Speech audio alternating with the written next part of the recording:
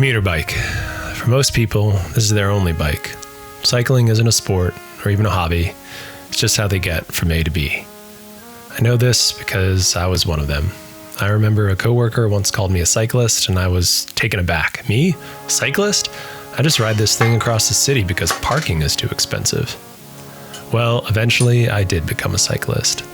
I started working from home during the pandemic and never stopped. My old commuter bike became a dad bike, and as I started riding for fitness more, I upgraded it as I improved.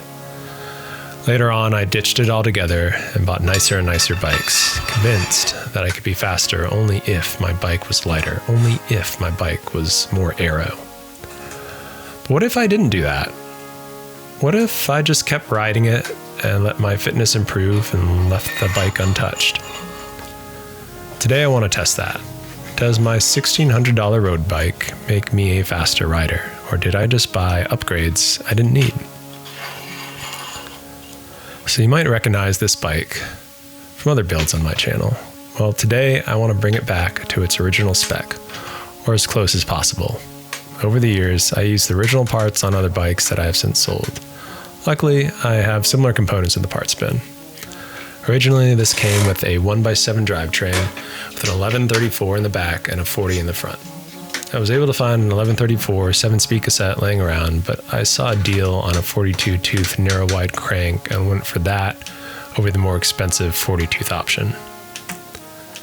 The bike also used mid-reach brakes, more popular on older rim brake bikes.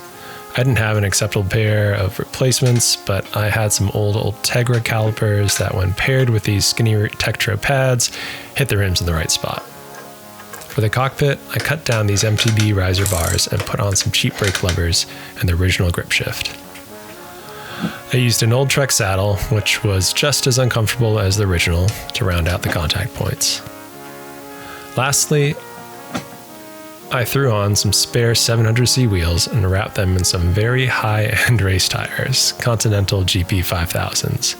I did this for a couple of reasons. One, we all know tires are the first upgrade you should be making to improve a bike's speed and handling, so why not level the playing field a bit? Secondly, I had these laying around and didn't want to spend the cash on commuter tires I don't actually need. There it is. It's not the prettiest bike, but you'll get from A to B. You can squeeze between cars, and there's enough gear range to sprint between lights or lug yourself up some small hills. But for every challenge, a baseline must be set. To do this, I'll be riding my current road bike. It is a Vast R1 with a magnesium frame, a carbon fork, carbon handlebars, and a carbon seat post. A SRAM wireless 12-speed rival group set, 50mm carbon Super Team wheels, a Physique Argo Tempo saddle, and Continental GP 5000 tires. Surely a bike this well equipped will be faster. I bought this bike on sale last winter for $1,600, which I thought was an amazing deal as it retails for $3,500. What if the commuter bike is faster? Will it still be such an amazing deal? The overall route takes us from the 580 freeway in Oakland up to Skyline Boulevard in the Oakland Hills and back down to our start. We'll be looking at a few key segments. First, the Cat 3 climb up Limert Boulevard and Butters Canyon, known on Strava as Limert and Butters. A 3.1 mile ascent with an average 4.2% grade. A good sustained climb to determine whether the gear range is adequate. Second, the hilly ride along Skyline Boulevard starting at Joaquin Miller Road and ending at Snake Road. A 4.2 mile stretch that will test handling and how quickly you can sprint out of the corners. Next, the descent down Snake Road, a twisty, fun ride with blind corners and one stop sign halfway through. This will test stopping power and handling. Lastly, a high-speed bomb down Park Boulevard from Monterey Boulevard to Trestle Glen Road. This is usually a good test of top speed. I've done this route countless times on my road bike, but I set a baseline time last Friday at my current fitness level. This bike is catered to this ride. The gear range, the position, the weight, the aerodynamics, all things that I thought I needed to be fast. It feels comfortable on the uphills. There's plenty of gear range, whether I want to push myself or if I'd rather take it easy and spin my way to the top. The wireless shifting makes it easy to shift gear while under load. It's super easy to get in a narrow tuck, and the disc brakes have plenty of stopping power and fill me with confidence when going downhill at full speed. When I was done, it felt like it was too short and I could have done another hour.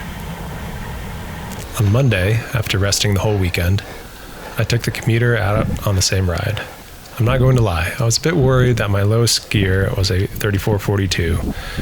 It wasn't really a problem. Sure, my cadence dropped because I was pushing a bigger gear. At the steepest parts, I did have to stand up, and sometimes I did have to start wiggling my front wheel from side to side to maintain forward momentum. But it wasn't that big of an issue, and I had plenty of energy left after those short efforts.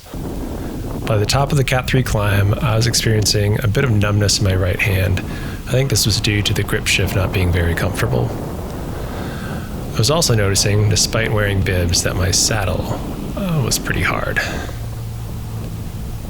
This all faded though once I got to the Skyline Boulevard section and was racing along the Ridge Road. At one point, a racy-looking E46 BMW passed me, and I chased it for a bit, keeping it in sight for a while due to the twisty roads, but it lost me pretty quick once the road straightened out. The Snake Road descent was a tale of two halves. The upper descent felt great.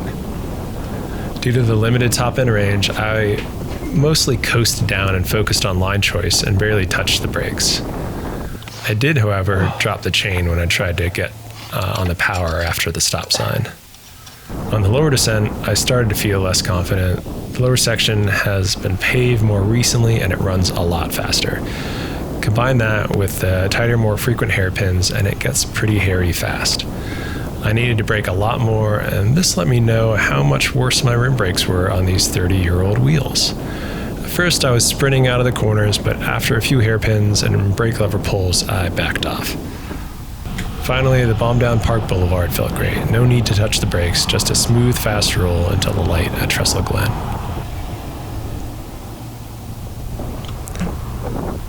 On the Cat 3 climb up Limer and Butters Canyon, the Commuter bike beat my road bike by 2 seconds. At first I was surprised, but then it made a bit more sense.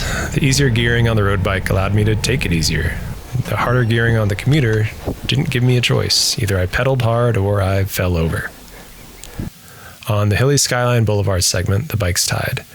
The Commuter bike lagged behind on the climbs, but ended up catching up on the flat. I was pretty shocked by this, but when I looked at the data, it made sense. Remember when I was chasing that BMW? Well, during that section, I was going 6 miles per hour faster on the Commuter and put out 35% more power. Chasing the car helped me close down a 7-second gap. Whoops. On Upper Snake Road, the Commuter was 2 seconds faster, and on the lower part, the road bike was 4 seconds faster. I suppose staying smooth and choosing the right line beats out angrily braking and sprinting out of the corners. Maybe with a few more rides on the Commuter, I would have had the confidence to truly bomb the lower descent. On the last downhill segment, the bikes also tied. I think my brain may have some internal speed limiter on the segment due to the bumpy road surface and a blind driveway that leads to a church and school. So across these 4 segments, it was a tie. A great accomplishment for the Commuter bike, no doubt. I was not really expecting this, and I'm going to have to reconsider a lot of my financial choices. Let's zoom out though. Across the entire ride, the road bike was a few minutes faster, mostly gaining time on steeper segments or pure speed tests where the top-end gearing went out. Average power, 12-minute power, 20-minute power, and 1-hour power numbers were all 10 to 20 watts higher on the Commuter bike. Over the course of a much longer ride, this would probably have an effect on energy levels and time gaps would start to show up. So my conclusion, if all you are doing is short 1-hour rides to maintain your fitness, you don't need a fancy road bike. But if you plan on spending more time in the saddle, you may want to consider upgrading or replacing your Commuter. In the next video, we'll explore the upgrade path. How can I get this bike a bit more comfortable while also shaving watts and time? What would you do? Let me know in the comments. Thanks for watching, and I'll see you next time.